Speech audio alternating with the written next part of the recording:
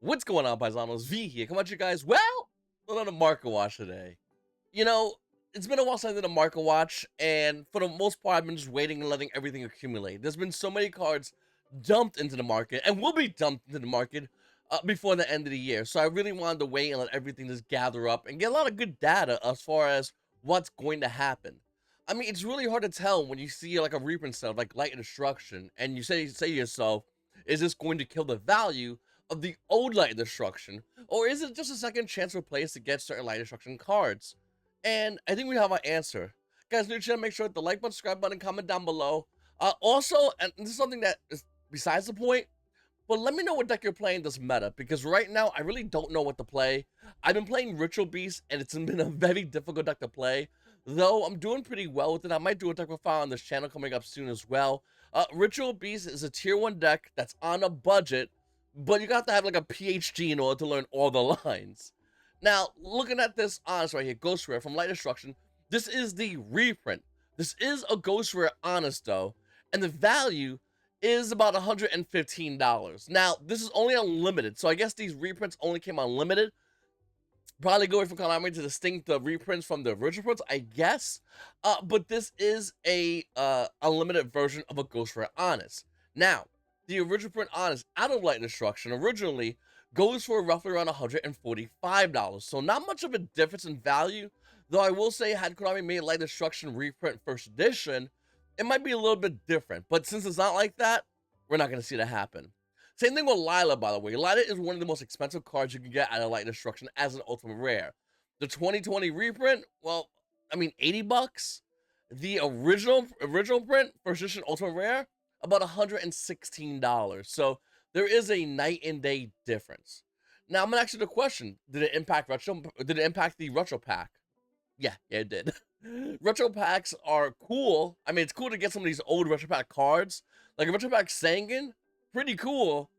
But the original print still holds better value. So if you're buying this, it's more of like a nostalgia buy. This is more appealing to the older Yu-Gi-Oh players that used to buy these when they were available in the first print run in stores. I don't know if this is going to be something that new Yu-Gi-Oh players really care about.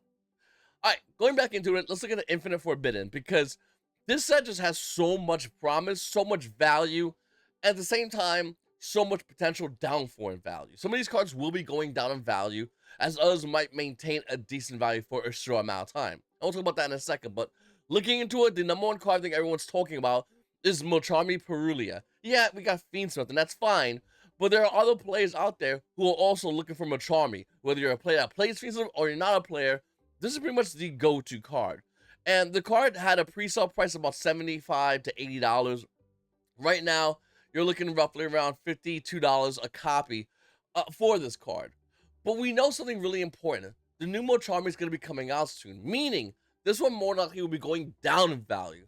In my prediction, I think it will go down in value, and I also think that this will also make its way more into the side deck as a going second staple, whereas the new Mochami will be a main deck card. By the way, the QCR version of Mochami Perulia went from a price point of $242 to $140. You understand why I didn't want to talk about the set immediately? Because one, it came around Nationals. Two, even after Nationals, there was still a lot of hype with this set. So it's really hard to like really pinpoint this set. But I do think Perulia is going to go down in value. I do think if you do want this card, especially the QCRs, wait until the next set comes out, give it a week or two, and then we can look back at Mochami Perulia's price, and then see if it's a little bit down in value that we might be able to pick it up. And that's only for the QCR, obviously. I mean, you don't need to buy the Fiendsmith Engraver QCRs, even though it held about $400. Now it's about 50% off. It's $192 for Fiendsmith Engraver. This reminds me a lot like Diabellstar, except Diabellstar had a longer value because of how impactful it was, where the Fiendsmith just recently got a hit in the ban list. That also has a lot to do with it. Though, if you do want the Super Rare Fiendsmith Engraver, I mean, its price point's all over the place, from as high as $120 to its current price point, which is roughly around $93. So, not bad, but still a little bit up there, and I expect this card to go down in value as time goes on. Yes, with the next set, there's going to be more support, and yes, you could definitely use Fiendsmith included with that new support, but is it going to maintain its current price point? No, it's not. It's definitely going to go down in value. Another card I think that a lot of people are starting to play and realize how good it is Dominus Purge, we're going to be getting another one, but this card's kind of crazy. Current value of the QCR is about $60. It used to be $50, went up a little bit higher to $60. That's only for the QCR. If you want to grab the secret rare, I don't blame you. It's basically a trap that actually is a hand trap. This card for a secret rare used to be $15, now it's roughly around $13. So a little bit of a change up in Dominus Purge. I mean, you can see over here being roughly around 15. It's definitely a good card to pick up still. I do expect this card to still see play just because YGO players do want to search, and this card is a sniper for that. Now, there are a lot of other cards. Fiends of Track used to go for money, now it's cheap. Silhouette Rabbit used to go for money. I mean, it still goes for a decent amount. What's it, like 15s, I'm gonna guess? 20s. 20s of Fiends of Silhouette Rabbit.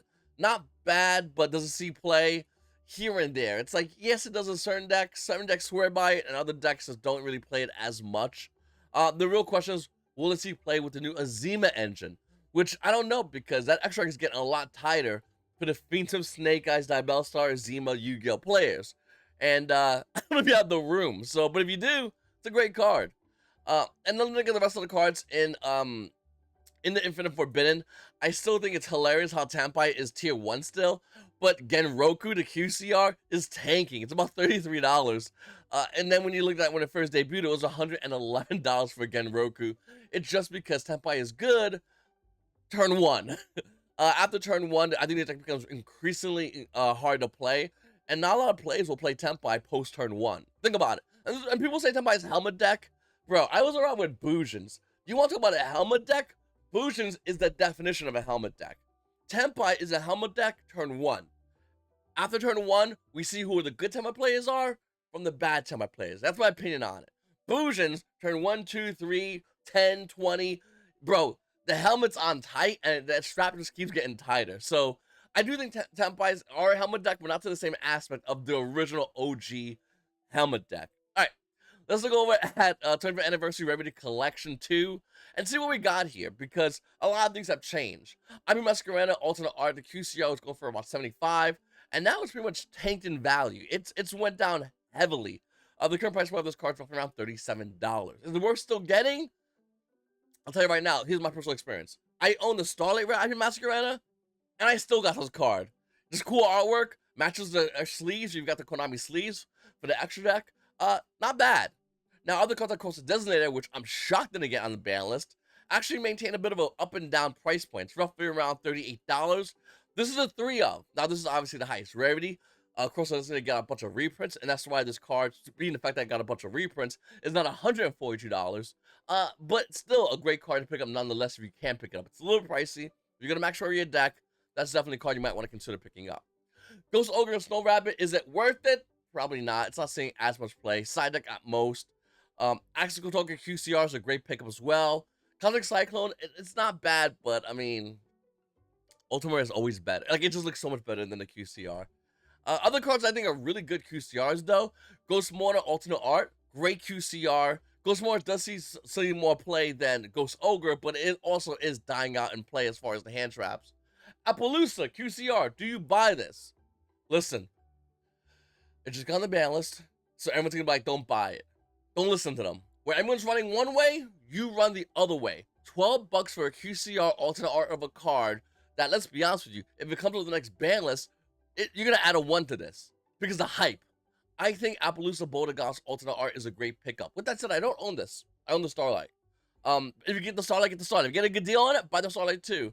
I do think this is a great card, and I do think there'll be a time where this card will come off the ban list. And before you go, no, it won't be. All the Dragon Rulers are at 2 right now. Yes, Appaloosa will 100% go off the ban list. I'm telling you right now. It's inevitable. All right, moving forward. Unlimited World Gods of the Closed World, it's roughly around $14. Let's double check that real quickly. Yeah, 14, 15 bucks. That's a good deal. That's a great deal for this card. This card has the Baby Underworld Goddess that got reprinted as a common, as well as this version. I think this is an excellent card. It's definitely a great buy. Let's see what else. Book of Eclipse QCR. I mean, that's a snap buy for me. I picked up 3 like day 1. I definitely overpaid and didn't care. The value of this card is roughly around $12 a copy. By the way, after this one is sold for $12, the value goes up to $15 a copy. Deceptive value. I'm telling you right now, that's a good buy. This card comes in and out of our game constantly. You can make the same argument with like Solemn Judgment, but I think the Ultimate Rares are better. Then again, you also have the Ghost Rares. and then we have the QCR. So I want to go crazy for Solemn Judgment. Looking at some of the cards, we had the Ultra Art Phantasme, Alex Rares, but the Ultra Art is not bad. Decent price point. I think it's a little high still. I think it'll go down a bit.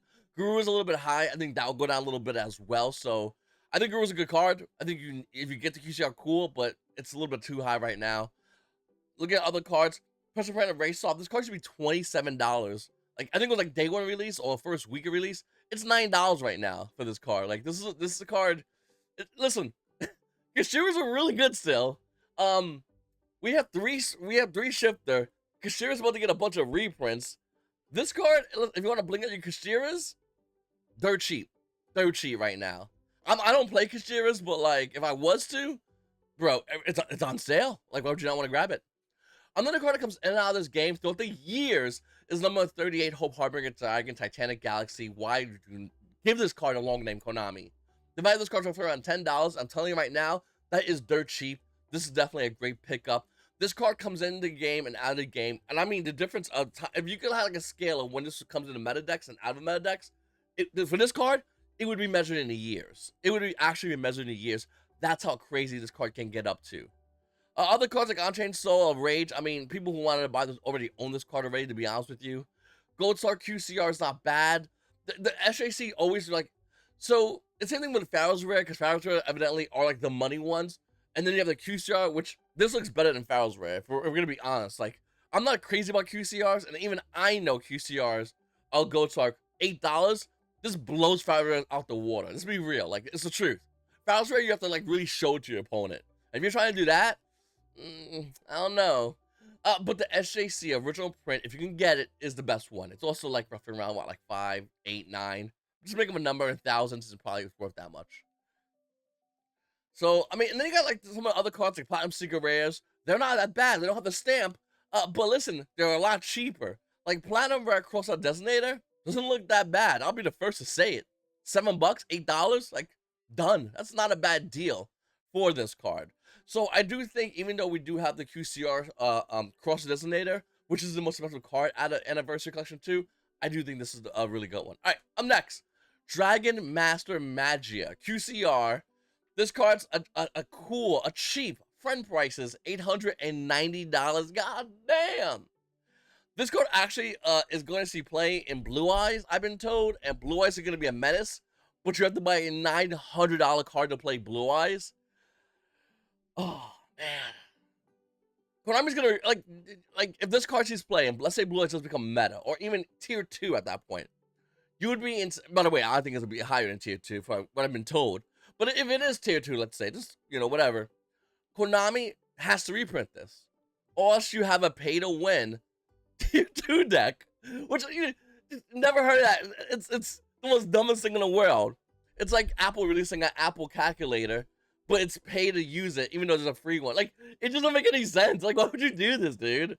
Dragon Master Magia, for those who don't know, only came out as a QCR in Battle Legends Tournament of Revenge, and that's why it has an insanely high value. Also because of collectors, and also for the chance that with the new structure coming out probably by the end of the year, beginning of next year, it will more than likely make Blue Eyes a lot more better. And when I mean a lot more better, I mean like actually really good, to the point where the band has to address Blue Eyes almost immediately. All Blue Eyes actually might start seeing real meta play. But in order to do that, all you have to do is at least buy one of these. $900. All I know is there's gonna be some kids around Christmas time that's like, listen, Santa, I don't want anything, dude. Just buy me this one card, and we'll call even Steven, dude. I don't want a new computer. I don't want whatever. Just get me a card. That might be a thing. With that said, though, I do think this is a card that, if you, once again, you're looking at Blue Eye stuff, you're gonna need. And of course, a lot of people might go crazy for this card, but be careful, because it's around banless season, and Konami will go, here's Blue Eyes, and here's a banless where Blue Eyes now can't go as crazy. Nevertheless, Dragon Master Magia definitely needs a reprint. Will it get one? You comment down below, you let me know.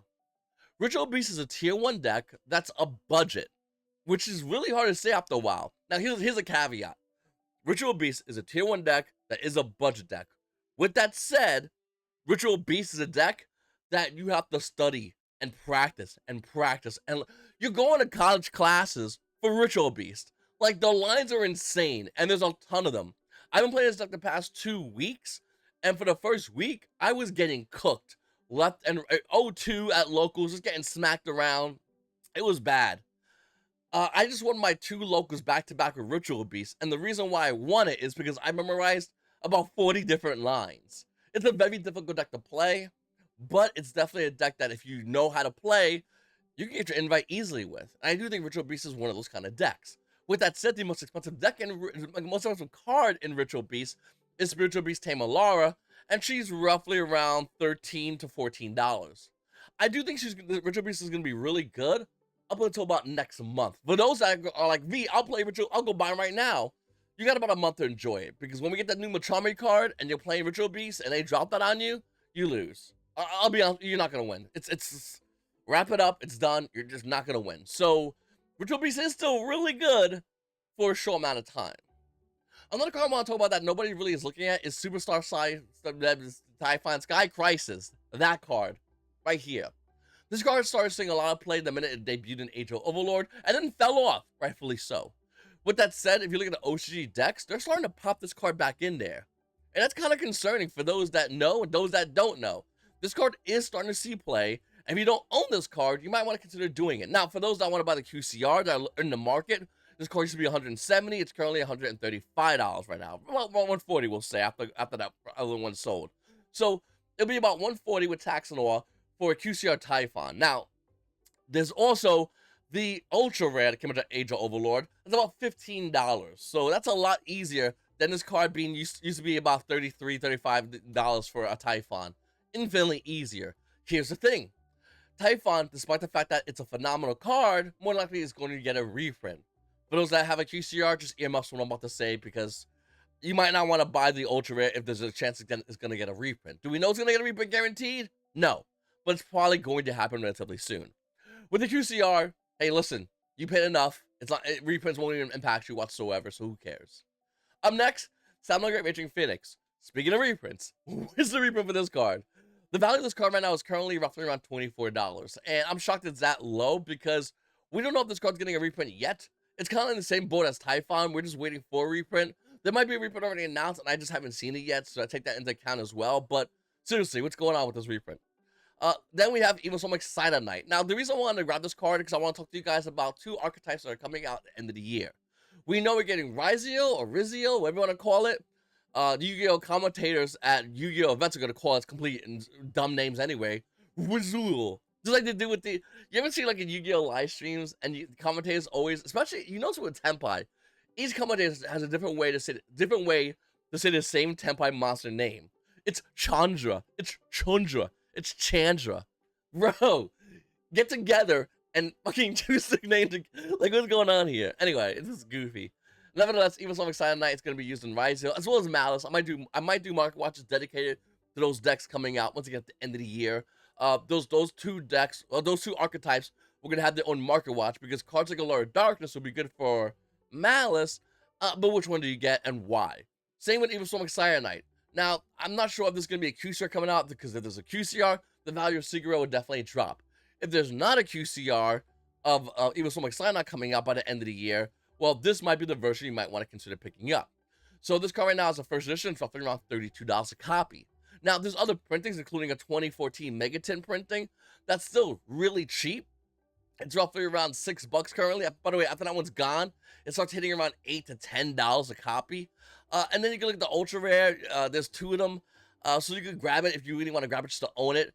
But Evil Sonic Cyanide Knight, once again, first edition. This is the one that people are going to start buying. Specifically this one, because it's high value, it's hard to get. Came out Legacy of the Valiant. This card's well over 10 years old, so people definitely want to get this for their Rizio deck. Don't, and by the way, don't correct me, okay, in the comments. Don't correct me. Correct those goofy Yu-Gi-Oh! Commentators, because you know they're gonna say it like 10 different ways. Just throwing it out there, bro. But with that said, Evil Sonic Cyanide Knight, definitely a card you're gonna want to go ahead and grab. Just keep an eye on what gets the reprints, because if it's not going to get a QCR reprint, this will be the one that will continue to rise in value. Guys, make sure to hit the like button, subscribe button, comment down below. It's your boy V, and you guys also have a great day.